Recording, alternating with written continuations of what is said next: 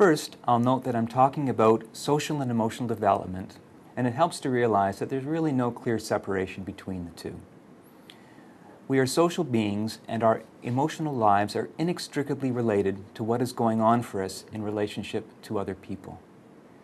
When we feel good about ourselves, bad about ourselves, happy about our circumstances, or sad about our circumstances, most of these feelings are ultimately related to our relationships with other people.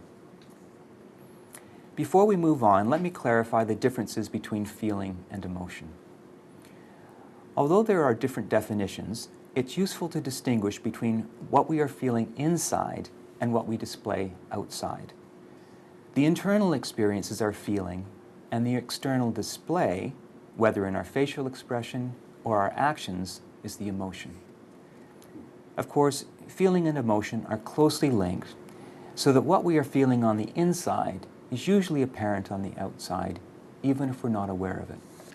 Let's begin by reflecting on what most of us are hoping for in terms of the development of our children. First, more at the emotional end of things, we want our children to be able to experience their feelings. Even though some feelings are unpleasant, we want our children to be able to experience a full range of human feelings. We certainly want them to be able to experience happiness, joy, pleasure, excitement, and satisfaction. Of course, we tend not to like it when our children are experiencing pain, sadness, fear, shame, anxiety, failure, or emotional hurt. With a bit of reflection, though, we realize that we certainly would not want our children not to be able to experience these feelings. Would you really want your child not to feel sad when her pet dog dies? Wouldn't you feel pretty distressed if she seemed completely indifferent to the loss of her pet? Wouldn't you want your child to experience some fear when he is attempting to learn some risky tricks on his new skateboard? Would you really want your child to be shameless? If your teenage daughter is dumped by the guy she's been madly in love with for months, wouldn't it creep you out if she didn't show any signs of feeling hurt?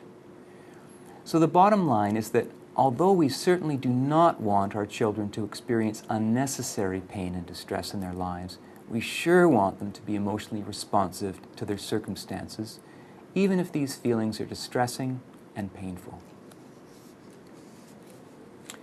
The second point, we also want our children to be accepting of their feelings. We want them to know that when they're feeling happy, it's fine that they're feeling happy. We also want them to know that when they're feeling sad, that it's okay to feel sad. We also want them to know that when they're feeling afraid, it's okay to feel afraid, and it doesn't mean that anything is bad or wrong with them. Again, although we do not want our children to suffer, we want them to know that whatever they're feeling is okay. The third point, and I better skip to this fast before you get too wrapped up in any objections to what I've already said. When we want our children to be able to, while we do want our children to be able to experience the full range of their feelings and to be self-accepting of all of their feelings, we also want, often desperately want, them to have the capacity to contain or modulate their feelings and emotions. Yes, we want our child to be able to feel angry, but we don't want that anger to be displayed in repeated temper tantrums or in hitting his little sister. Yes, we want our children to be able to feel afraid, but we don't want them feeling perpetually frightened in safe situations, and we don't want them feeling debilitated with panic attacks. We want them to be able to feel sad, but to be able to move through their sadness and to return to a state of feeling content. In a nutshell, we want our children to be able to feel their feelings, but we do not want them to be overwhelmed by their feelings, nor do we want them to be acting on all their feelings without consideration for the consequences.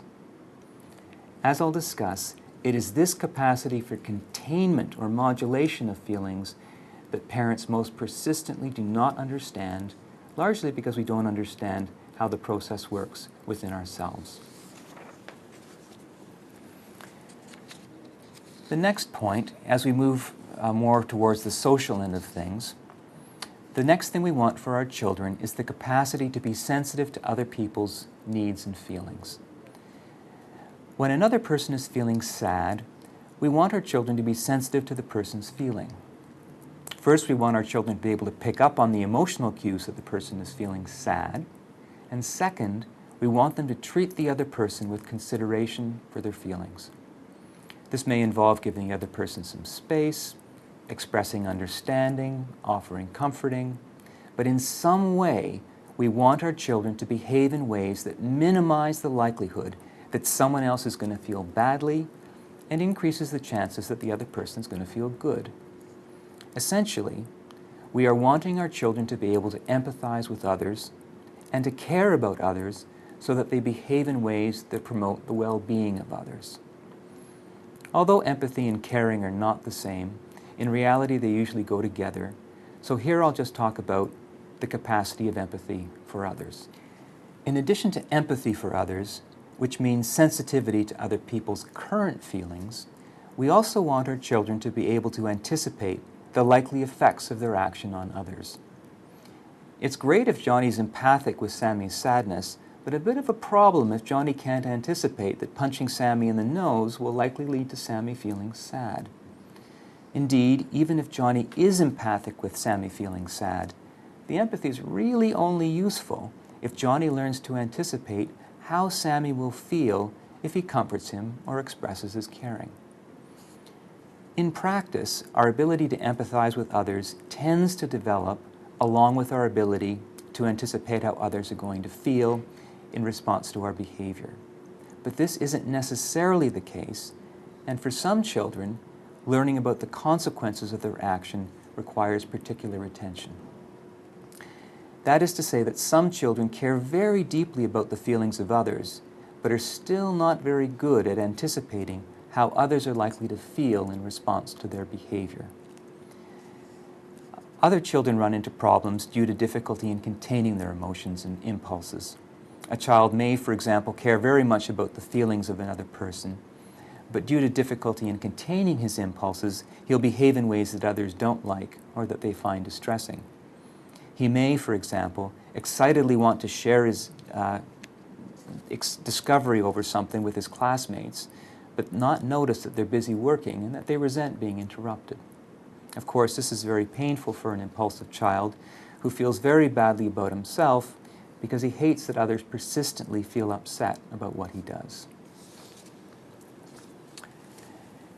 And the next one, and the final one in this series, is the ability to express one's feelings and desires to others in ways that are likely to be well received and responded to. So obviously this involves both the inclination to express feelings and desires and the ability to do it in fruitful and constructive ways. If a child wants to play with a toy that another child is playing with, that's fine. But grabbing the toy out of the other child's hands has some downsides. First, the child's not likely to get what they want because the other child is probably going to fight back, or an adult may intervene and take the toy or the child away. And second, the other child is going to feel upset over having his toy taken away. So obviously the challenge is learning to express a desire to play with the other person's toy in a way that's respectful of the other person's likely feelings. Similarly, the child may feel very angry over something that someone else has done, but obviously expressing it through some form of violence will have a lot of negative consequences. The challenge for the child is to be able to express their anger in ways that will be constructive, such as expressing it in words. Now, if we review these aspects of social and emotional development, we can see that they really come down to some pretty basic principles. We want our children to value their own feelings, needs, and desires, and to be able to go about getting what they want while at the same time being sensitive and responsive to the feelings and well-being of others. To the extent that our children develop the ability to do this, we can say that it reflects healthy social and emotional development. My hope is that you now have a fair sense about what we're aiming to promote in our children, and I now turn to what we can do to promote it.